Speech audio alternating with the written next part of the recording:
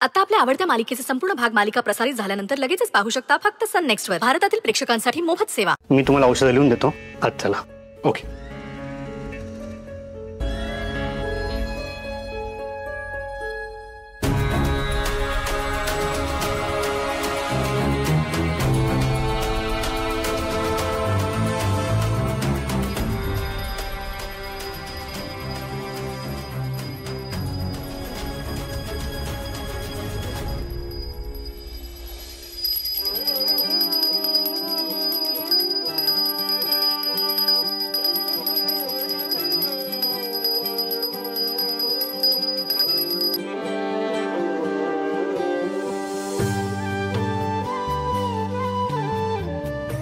देवा,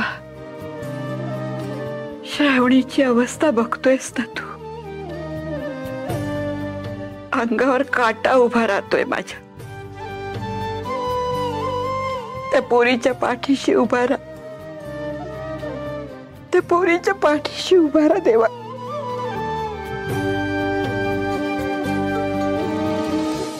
ही तीच श्रावणी आहे जिच्यावर माझ्या अक्षयने जीवापाड प्रेम केलं आणि ती अपघातात गेली हे कळल्यावर वेडापिसा झाला होता तो. ती त्याच्या आयुष्यात आता पुन्हा आलीये. परत तिला गमावण्याचं दुःख त्याला देऊ नकोस देवा. कृपा कर, कृपा कर.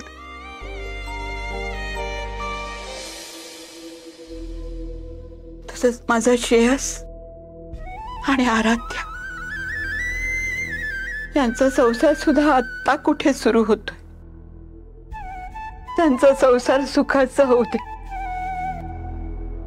त्यांच्या संसारात वादळ आणू नकोस.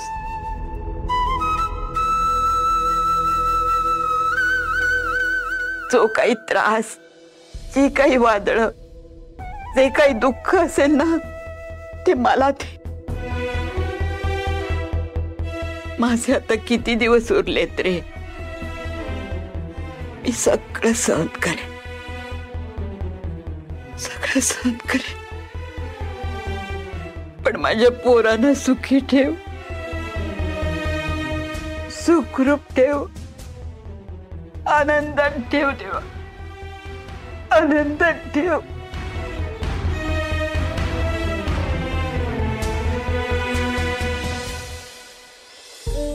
आजी,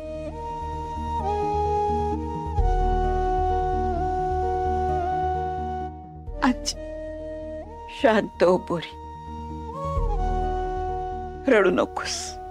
आजी माफ करा आजी. मला माहिती नाही आजी मी तुमची कशी माफी मागू. माझ्या श्रावणीला न्याय मिळवून देण्यासाठी मी या घरात आले होते. मला सांगा, मी खोटेपणाचा आधार नसता घेतला तर या घरात मी कशी आले असते. मला कसा प्रवेश मिळाला असता. पण आजी, मी खोटी नाहीये. मी खोटी नाही आजी. मी सासूबाईंना पण माझं मानलंय. या घरातल्या सगळ्या माणसांवर मी खरं प्रेम केलंय. कारण मी श्रेयसवर खरं खुरं प्रेम केलंय. या न्याय मिळवून देण्याच्या लढाईत मी माझी सगळी नाती गमावली. मी माझ्या माणसांचा विश्वास, त्यांचं प्रेम सगळं गमावून बसले आजी. माझी सगळी नाती माझ्याकडून हिरावली गेली. पण मी खोटी नाही आजी. मी खोटी नाही. जमलं तर मला माफ करा. मला माफ करा आजी.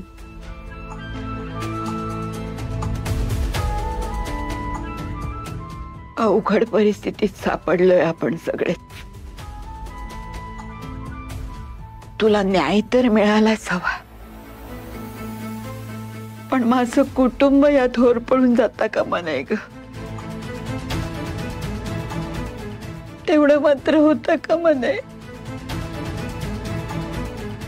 आज ना उद्या गुन्हेगार तर सापडेलच.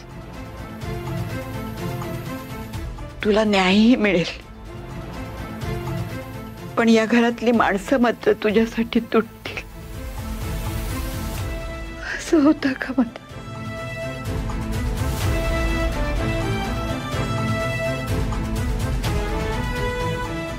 असं होतं का मध्ये? असं नाही होतं का?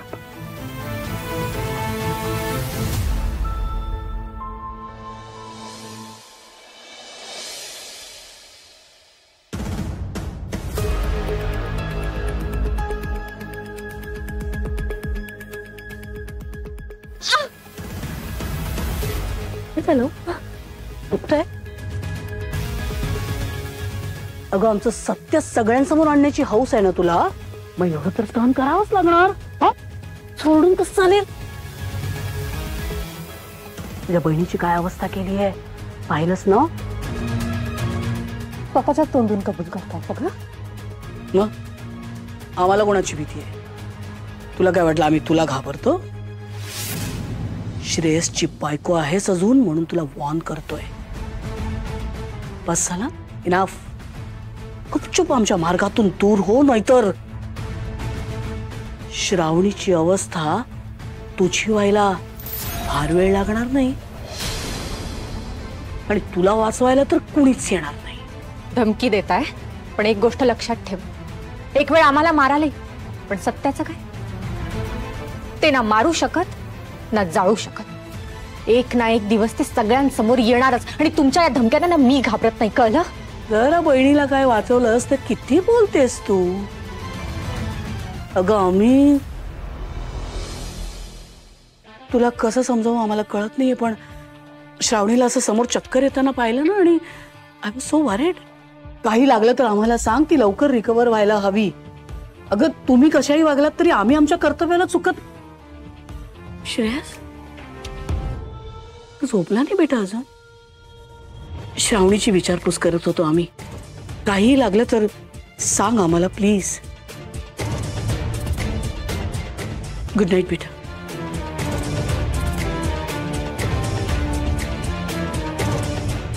श्रेयस, श्रेयस,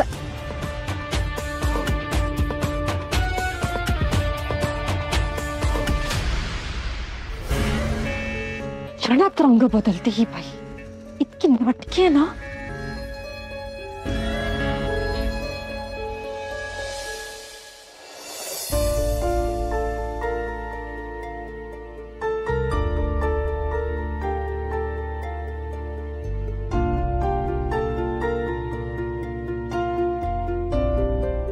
श्राव, श्राव प्लीज डोळे उघड. एकदा बोल माझ्याशी. तुला असं निपचित पडलेलं बघवत नाहीये ग. कशी होतीस तू? फुलपाखरासारखी बागडणारी, हसत खेळत राहणारी मुलगी होतीस तू. आपल्या पहिल्या प्रेमाचा शेवट दुःख देणारा झाला, घायाळ करणारा झाला, वेडापिसा झालो होतो मी. पण तेव्हाच तू नवं रूप नवं नाव घेऊन माझ्या आयुष्यात आली. पावला पावलांवर श्रावणीची आठवण करून देणारी इशिता, माझ्या होरपळणाऱ्या मनाला फुंकर घालणारी इशिता. पण तेव्हाच वादळ आलं, खऱ्या खोट्याच, शंका संशयाच. आणि त्या वादळात मी पुन्हा भिरभिरलो. पण मला आता खात्री पटली, तूच माझी श्रावणी आहेस. माझ्या आयुष्यातून गेलेली, या जगातून गेलेली श्रावणी जिवंत. श्राव, श्राव प्लीज एकदा डोळे उघड. श्रावणी प्लीज उघड, प्लीज डोळे उघड. प्लीज एकदा बोल माझ्याशी की तूच माझी श्रावणी आहेस. एकदा माझं नाव घे प्लीज. मला तुझ्या तोंडून ऐकायचं की तूच माझी श्रावणी आहेस. श्रावणी प्लीज, प्लीज.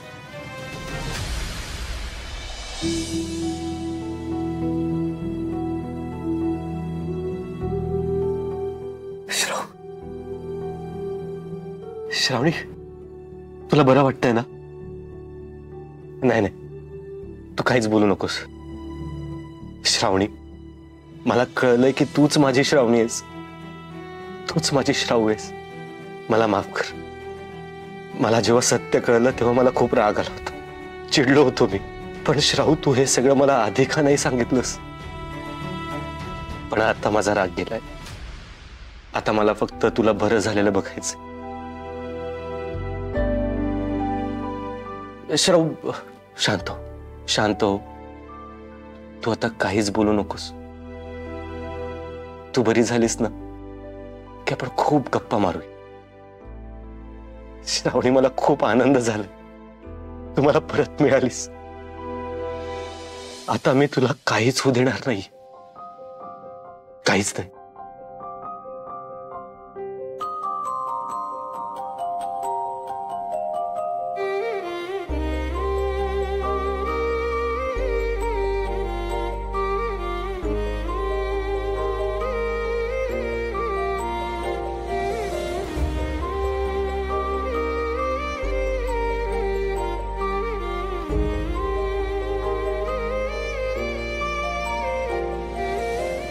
श्रावू, मी तुला सोडून कुठेच जात नाही.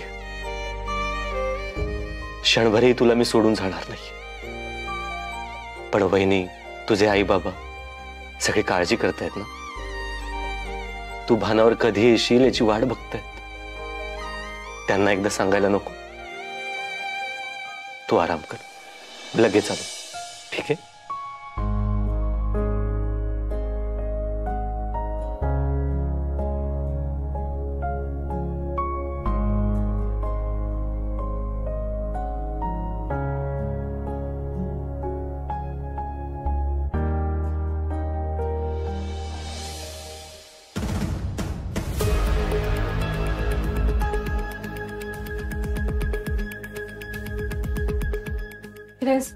ऐक ना, आपली श्रावू शुद्धीवर आलीये. मनावरचं इतकं मोठं ओझं उतरलंय ना. नाहीतर मला वाटत होतं ती यातून कधी बाहेर येते की नाही. गुड. सॉरी, मी डिस्टर्ब केलं का?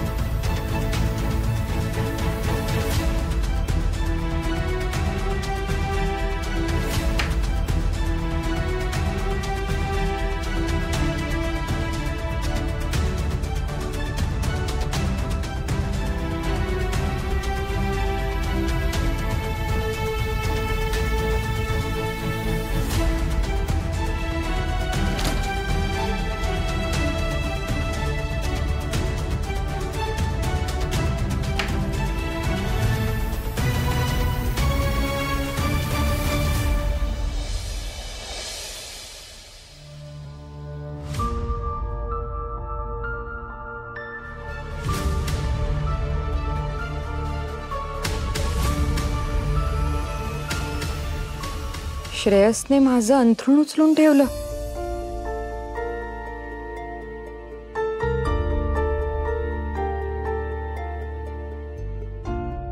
श्रेयस, माझं अंथरूण तू उचललंस का?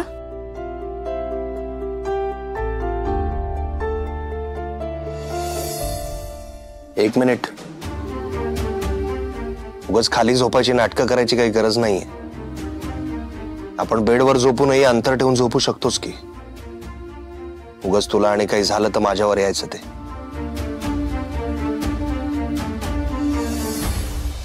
मला माहितीये तुझ्या मनात माझ्याबद्दल खूप राग आहे. पण आज कुठल्या तरी कारणासाठी का होईना तू मला तुझ्या जवळ तरी येऊ देतोयस. मला खात्री आहे एक दिवस तुझ्या मनातला हा रागही जाईल.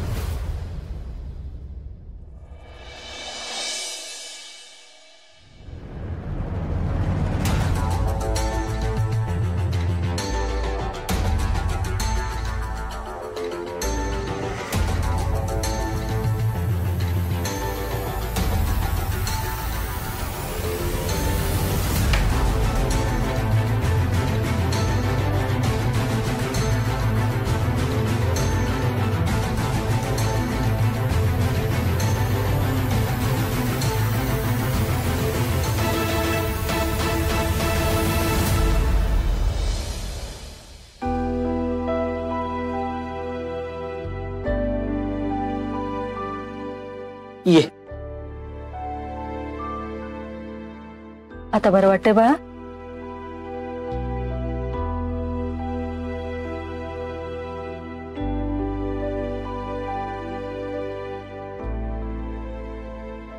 बरं वाटतंय ना बाळा? मला माहिती आहे हा सगळा भयंकर प्रकार तुझ्याबरोबर सासूबाईंनीच केलाय. खूप त्रास सहन केलाय आपण, खूप भोगलंय. त्यांनी मला 1 महिन्याची मुदत दिली होती ना त्यांचं सगळं सत्य प्रूव्ह करण्यासाठी. मी ते 1 आठवड्यात करणार आहे. तू काळजी करू नकोस, मी आहे. श्रावण, या घरात मी तुला प्रोटेक्ट करण्यासाठी, तुला न्याय मिळवून देण्यासाठी आले होते. पण तुला माझ्यामुळे खूप त्रास सहन करावा लागला ना ग. पण आता नाही. आता आपण कुणीही त्रास सहन करायचा नाहीये. हे सगळं मर्यादेपलीकडे गेलंय. कारण आता उत्तर द्यायची वेळ आलीये आणि मी ते देणार. तू काळजी करू नकोस. तुझे 3 मोहरे आहेत आमच्याकडे. तुझी आई, तुझे बाबा, तुझी लाडकी बहीण आराध्या.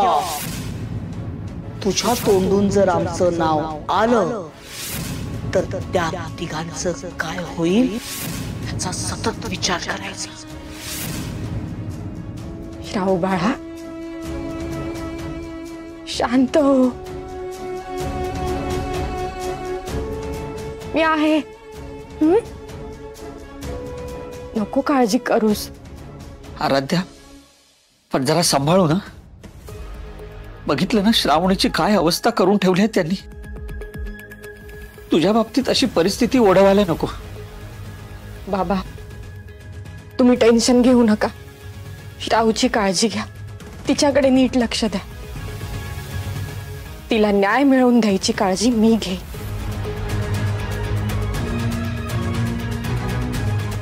मी आहे ना.